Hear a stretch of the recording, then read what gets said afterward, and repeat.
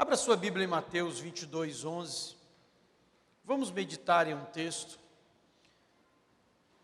Mateus 22, de 11 a 14. Amém?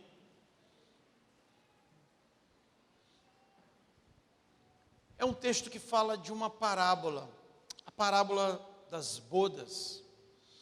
E eu quero pegar apenas a parte final dessa parábola, porque eu queria extrair um princípio para todos nós, que nos direciona, que nos leva à maturidade. Mateus 22, 11, entrando porém o rei para ver os que estavam à mesa, amém? Notou ali um homem que não trazia vestes nupcial, e perguntou-lhe: amigo, como entrastes aqui, sem a veste nupcial? E ele emudeceu. Então ordenou o rei aos seus serventes: amarrai-o dos pés às mãos e lançai-o para fora, nas trevas. Ali haverá choro e ranger de dentes, porque muitos são chamados, mas poucos são escolhidos. Vamos dizer todos juntos? Muitos são chamados, mas poucos são escolhidos. Amém. Que Deus possa trazer entendimento ao teu coração com essa palavra. Sabe, queridos, por vezes será melhor não chegarmos onde queremos por não termos o que nos será exigido. Eu vou repetir. Algumas vezes será melhor não chegarmos onde queremos, porque por não termos ainda o que nos será exigido. Preste atenção que essa parábola, ela fala de uma festa que o rei promoveu. E ele fez o convite para as pessoas conhecidas, e essas pessoas, elas rejeitaram o convite, elas disseram que estavam muito ocupadas. Isso tem a ver conosco, isso tem a ver com a humanidade, isso tem a ver com você. E aí o rei, observando que as pessoas haviam desprezado esse convite, manda os seus servos saírem pelas ruas e procurar quem quisesse participar da festa. E aí então começa a chegar muita gente para a festa. E quando todos estão assentados na mesa, chega o rei, e ele vai então, passando pelos convidados, e ele percebe que um convidado estava sem as vestes nupciais, as vestes reais. Aqui é um contexto de nobreza, de realeza. Isso tinha muito a ver com a cultura da época. Quando um rei convidava pessoas para um banquete, ele oferecia vestes reais para que aquelas pessoas estivessem ali, como que bem vestidas para a ocasião. Fazia parte do protocolo. Só que ele percebeu que havia um homem que não havia cumprido o protocolo. Havia alguém que não se submeteu ao processo para estar ali. Ele chegou àquele lugar, mas ele não se preparou para estar naquele lugar. Isso nos ensina muitas coisas. Nos ensina que a obsessão pelo destino, pelo alvo, por uma meta, pode nos cegar para a necessidade dos cuidados que nós devemos ter na jornada.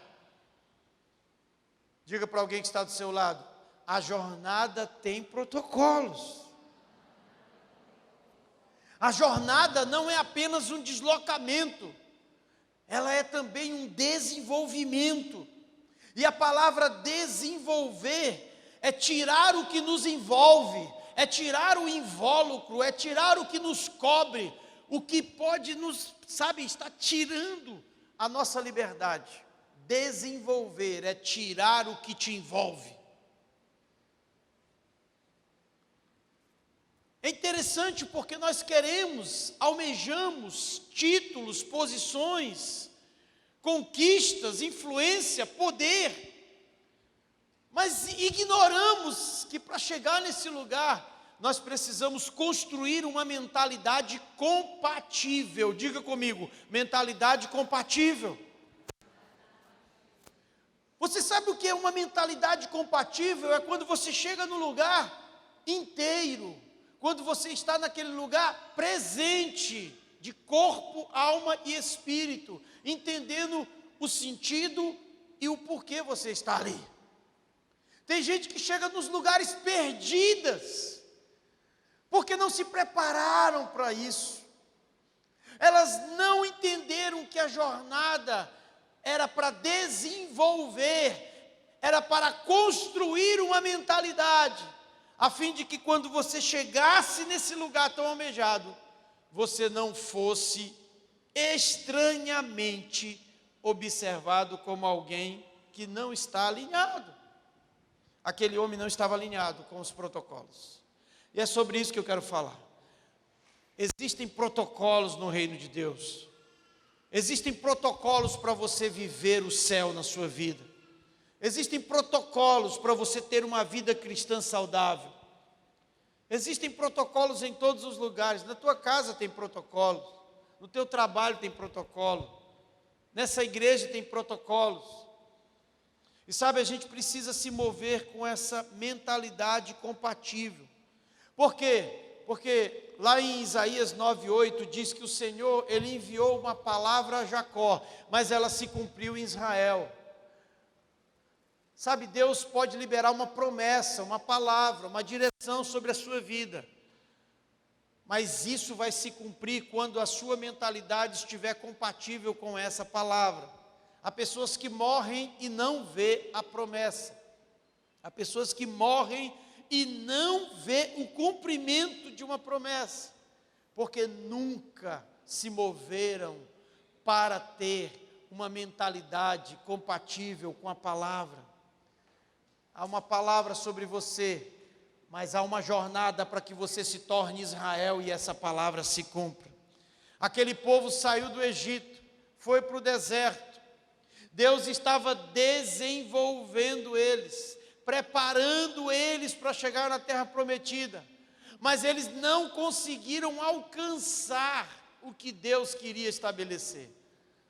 Eles inferiorizaram a promessa, eles murmuraram, eles desprezaram, e Deus então pensou: eu não posso deixar esse povo chegar à terra da promessa com esse comportamento, com esse perfil, com essa mentalidade.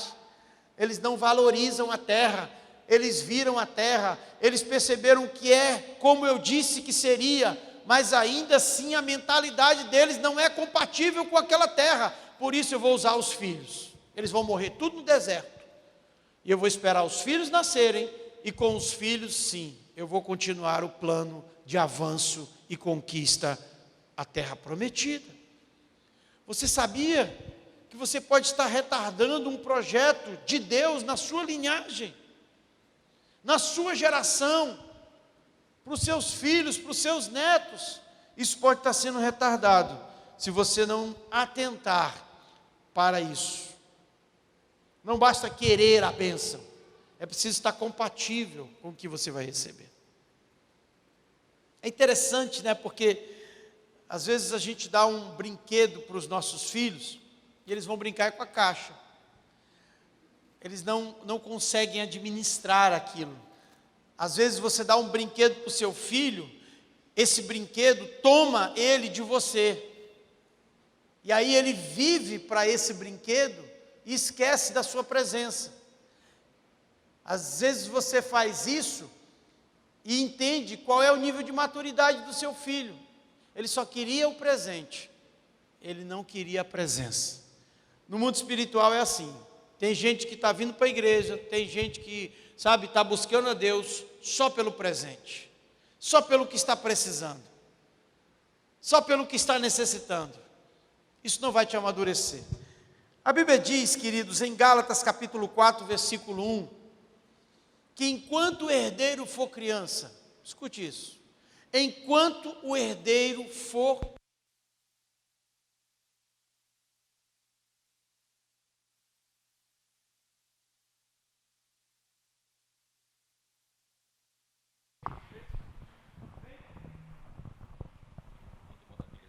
Aleluia. Obrigado, Giovanni.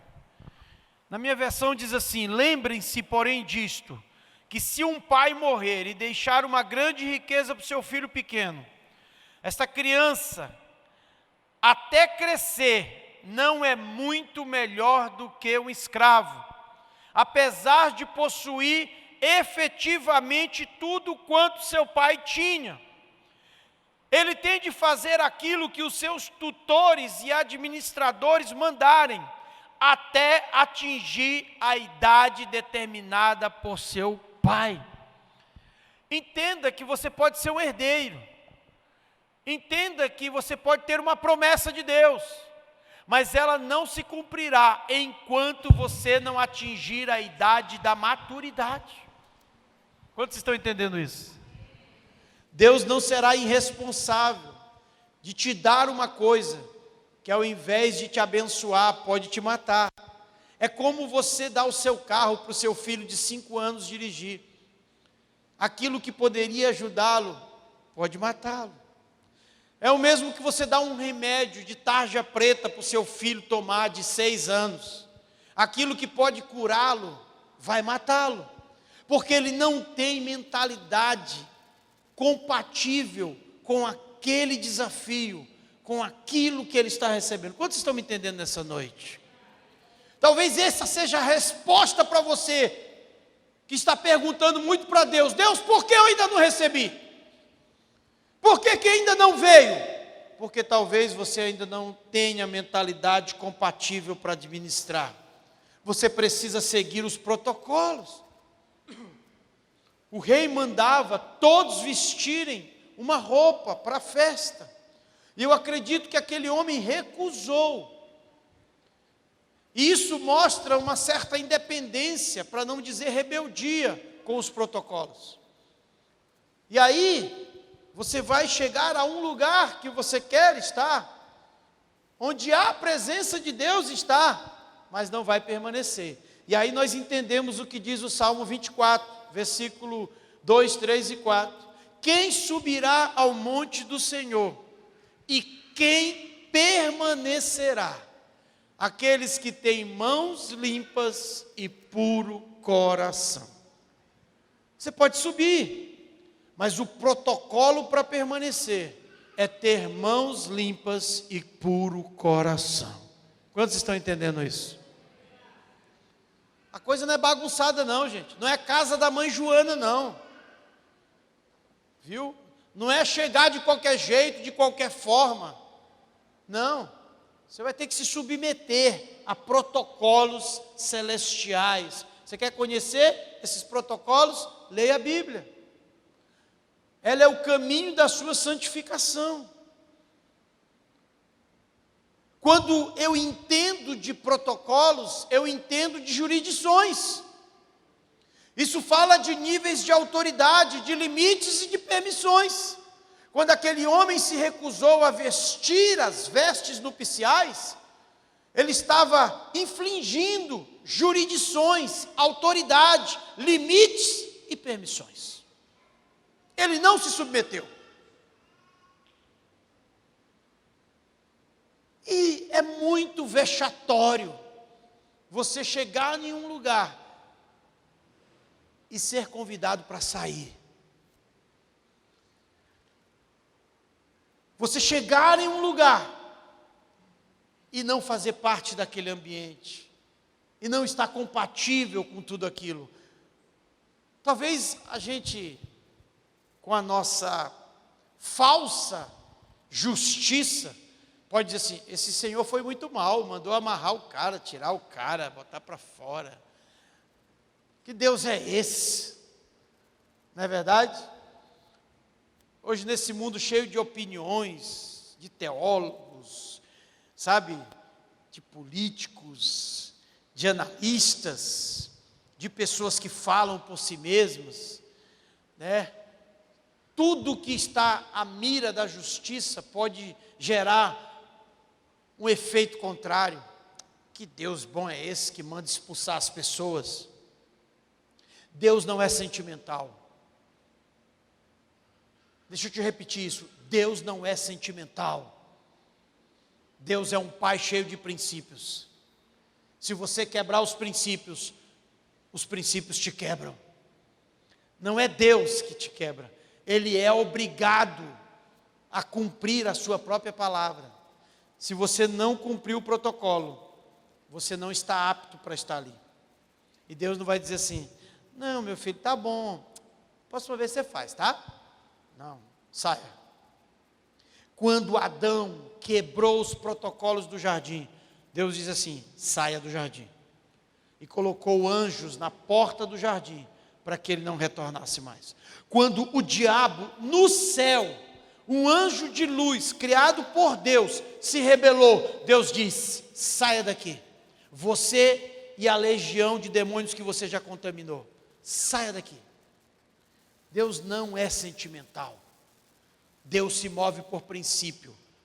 Se você roubar um lápis de uma pessoa, isso talvez não te leve para a cadeia, por enquanto,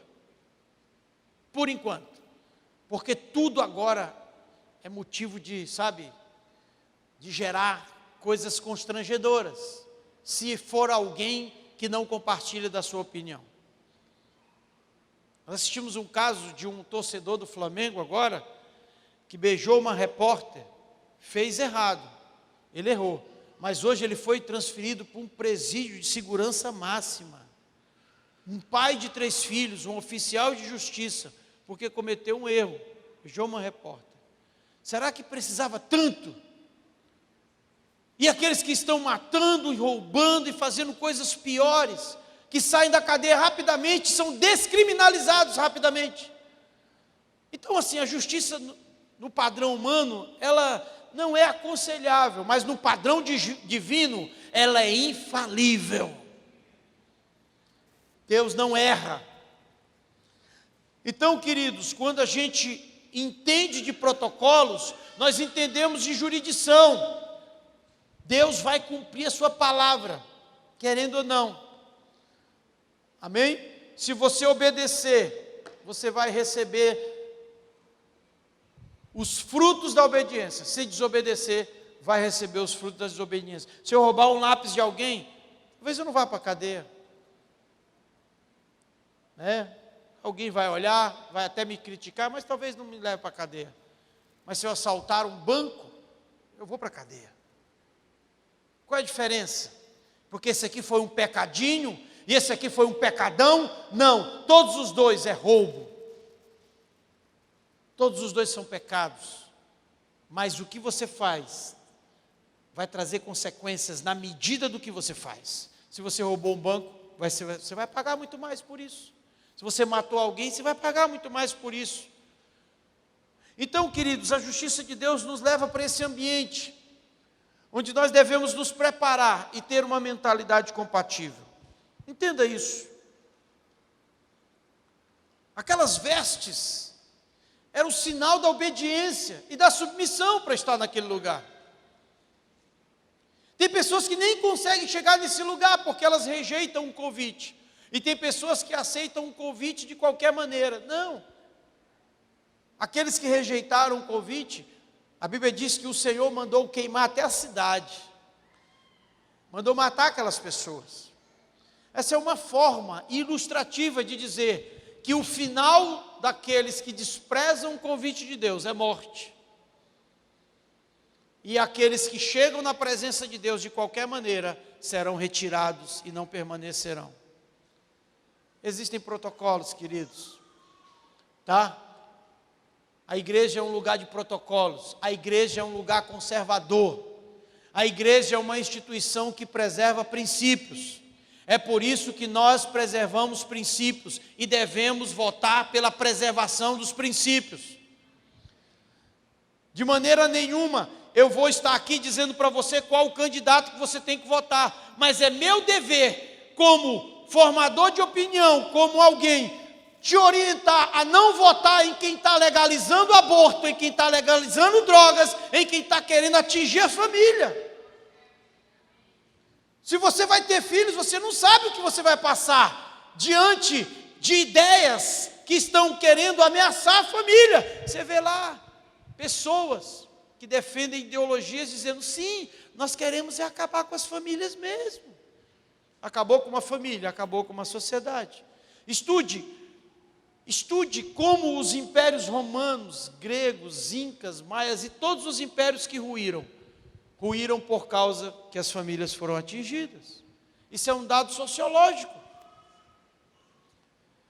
Imagine você, o seu filho de 5 anos, aprendendo a ser erotizado na escola, com cartilhas, aprendendo a usar drogas. Sabe, quem está querendo legalizar as drogas não sabe a dor de uma mãe. Eu fui drogado na minha vida, a minha mãe passou dores, sofrimentos. Eu acompanho pessoas que estão querendo sair das drogas, aí vem ideologias, ideias que dizem, vamos legalizar as drogas. Você não sabe o que é a dor de uma mãe que está querendo tirar um filho das drogas.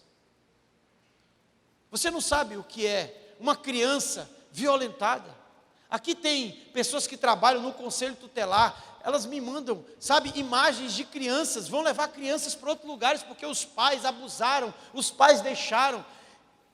Como você pode pensar em votar em alguém que vai fazer esse tipo de coisa contra as famílias? Isso não é bíblico, isso não é cristão. Você vote em quem você quiser, mas eu quero te esclarecer. Cuidado com os princípios por trás, as ideias por trás dos candidatos. Faça a sua escolha. Amém? Eu fico com a preservação da família. Eu sou contra o aborto. Eu sou contra a legalização das drogas. Eu sou contra a erotização das nossas crianças. Eu não vou falar para quem você deve votar, mas nas minhas redes sociais eu coloco livremente em quem eu vou votar. E você vai ter o meu respeito em quem você vai votar. Pode ter certeza disso. Não vamos ter briga. Já foi essa época minha de brigar na juventude, na universidade. Eu não preciso mais. Eu só preciso manifestar as minhas convicções e você também. Fica a dica para que você vote consciente. Amém? Eu, graças a Deus, nunca votei em ninguém pelo que podem me dar. O meu voto é livre, consciente, pelas pessoas que eu conheço, principalmente as de perto. Então faça isso com muita consciência, tá bom? E eu finalizo, falando de uma moça, de uma mulher, que era uma simples camponesa chamada Esther, que foi levada ao palácio, e que se submeteu durante 1 ano a um protocolo de purificação. A Bíblia diz em Esther, capítulo 2, versículo 12, e chegando o prazo de cada moça vir ao rei, depois de tratadas segundo as prescrições, os protocolos, para as mulheres por 12 meses, porque assim se cumpriam os dias do seu embelezamento, 6 meses com óleo de mirra, e 6 meses com especiarias, com perfumes e ungüentos. Esther, para entrar na presença do rei, ela se submeteu aos protocolos reais. Ela ficou ali, sendo cuidada, perfumada, sendo embelezada. Tudo isso fala de uma purificação do corpo e da alma, para estar na presença do rei. E a Bíblia diz que quando Esther, depois de se submeter aos protocolos, ela entra na presença do rei, e ela não estava ali porque ela queria o rei, ela estava ali em missão.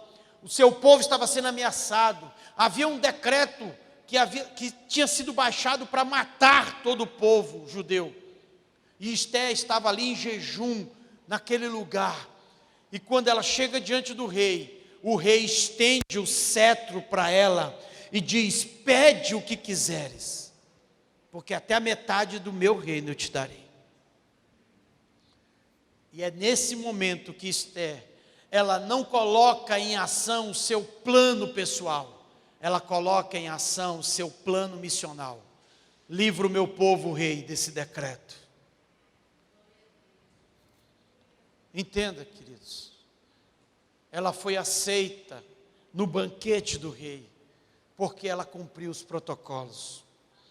Sabe, eu estava dizendo hoje pela manhã aqui, nesse seminário que tivemos de louvor e adoração, eu tenho falado para muitas pessoas em aconselhamento: organize a sua vida, organize os princípios na sua vida. Quando você equilibrar a sua vida, as suas emoções, o seu tempo, o seu dinheiro, metade daquilo que você chama de demônio vai desaparecer da tua vida. Porque tem coisa que não tem a ver com demônio, tem a ver com o seu desequilíbrio. Tem gente pedindo oração para combater demônios, quando na verdade a questão é desequilíbrio, é desobediência, é descumprimento, é rejeitar aquilo que Deus está falando. Amém? Porque quando você cumpre os protocolos, você vai entrar num lugar de fluxo da presença, você vai desfrutar de banquetes, você vai comer o melhor da mesa do rei, você vai ter a presença do rei, a segurança do rei, a provisão do rei, a paz que há no ambiente do rei. Você vai ter tudo isso, desde que você cumpra os protocolos. Amém? Sabe, e ainda que você esteja num lugar onde todos esqueçam de você, mas você está vivendo esse princípio de se desenvolver na sua jornada, você será chamado para essa mesa. Foi assim que aconteceu com o próprio Davi. O Davi estava lá cuidando das ovelhas do seu pai, estava lá solitário naquele campo. Seus irmãos eram muito queridos, estavam ali numa posição de destaque no exército real, e Davi cuidando de ovelhas, e cuidar de ovelhas era algo, sabe, sem valor, é algo sem valor. Mas Samuel vai ungir um rei, e quando ele chega na casa do pai de Davi, Jessé, ele procura aquele mais vistoso, ele olha a aparência, a estatura, e Deus diz: não, Samuel, eu olho o coração, manda chamar o menino que está lá no campo. Enquanto ele não sentar nessa mesa, ninguém come. Veja só, queridos, a diferença. Davi já cumpriu os protocolos, ele já estava se desenvolvendo, e quando ele chegou naquela mesa, todos tiveram que reconhecer que ele era um rei. E mais do que isso, e aqui eu encerro, já chamando o ministério de louvor, o próprio Davi, quando ele toma posse do reinado, sabe o que ele faz? Ele procura quem da casa de Jonatas, de Saul, estava vivo, porque ele havia penhorado uma palavra. E quando ele sabe que Mefibosete estava em Lodebar, estava numa terra infértil, estava aleijado, ele manda chamar Mefibosete. E quando Mefibosete chega, ele diz: Mefibosete, a partir de hoje, você vai sentar na mesa do rei. Você vai estar no ambiente do rei, porque a sua essência é nobre. Você foi chamado para a realeza. Deus está te chamando para a realeza. A sua essência é nobre. Sabe o que Mefibosete diz? Eu não passo de um cão morto, rei. Ele disse: não diga isso. Você vai sentar na minha mesa, você vai ser um príncipe. Porque quem senta na mesa do rei é revestido de nobreza. Sabe o que Davi disse para Mefibosete? Eu estou restituindo as suas terras. Todas as terras que eram do seu pai, receba de volta. Todos os servos que eram da família do seu pai, vão te servir. Eu acredito que Davi disse assim também: pegue as melhores roupas para Mefibosete, roupas reais, roupas de príncipe, vistam ele. Coloquem um anel no dedo dele, coloquem sandálias nos pés dele. A partir de hoje, ele é um príncipe nesse lugar. Sabe, queridos, esse é o ambiente que Deus está preparando para mim e para você, onde nós somos revestidos da nobreza do Rei, onde você sai dessa condição de mendigância, há uma mesa preparada. Fiquei tão feliz que as mulheres vão trabalhar uma conferência na mesa do Rei. Eu gosto desse tema. Porque para um judeu chamar você para comer, não é chamar para encher a barriga, é chamar para um relacionamento, para uma conexão, para uma jornada. E quando a gente chama você para ceiar, nós estamos chamando para isso. E sabe o que eu estou lembrando aqui para finalizar?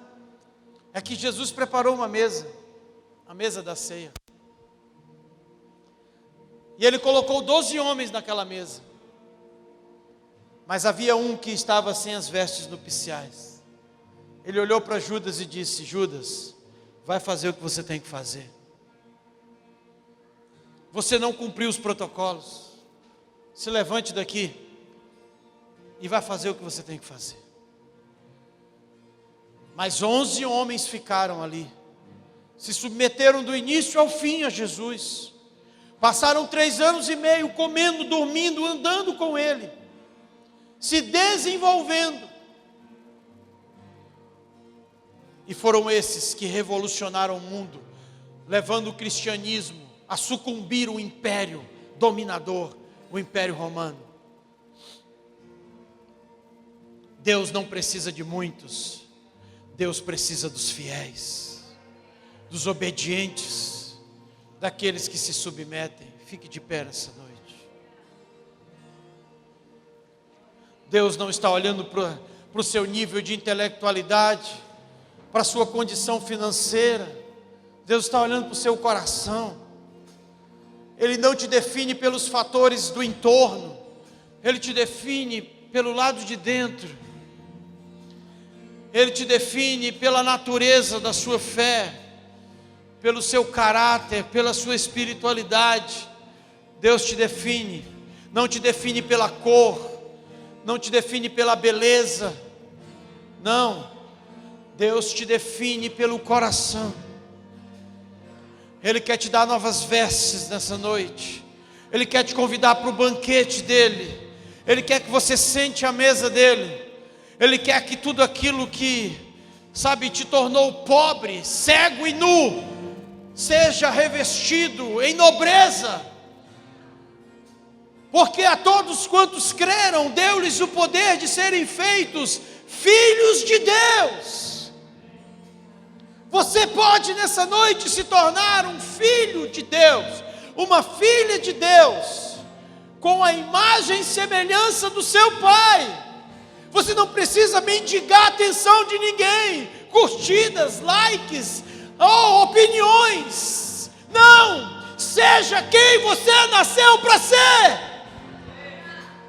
Não precisa perguntar para alguém quem você é. Pergunte para Deus quem Ele te fez para ser. Só isso.